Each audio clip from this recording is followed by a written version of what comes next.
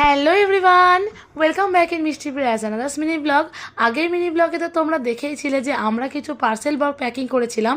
সেগুলো কেন করেছিলাম সেটা তোমরা এই মিনি ব্লগে জানতে পারবে।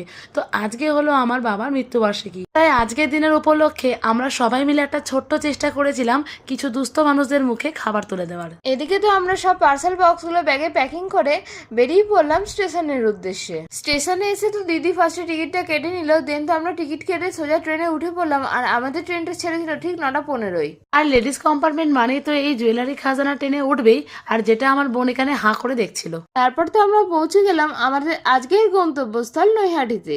তারপরে তো আমরা স্টেশনে পৌঁছেই একে একে স্টেশনে যত দুস্থ মানুষ ছিলেন সবাইকে একটা করে প্যাকেট আর একটা করে জলের বোতল হাতে তুলে দিচ্ছিলাম। এই ইচ্ছেটা আমাদের অনেকদিন আগে থেকেই ছিল, ফাইনালি আজকে এসে সেই ইচ্ছেটা আমাদের পূরণ হলো। আর আজকের এই দিনটার জন্য আমরা অনেক দিন ধরে অপেক্ষা করছিলাম। আজকে বাবার মৃত্যুবার্ষিকীতে এই দুস্থ মানুষগুলোর হাতে সামান্য কিছু খাবার তুলে দেওয়াতে আমরা ভীষণ আনন্দিত।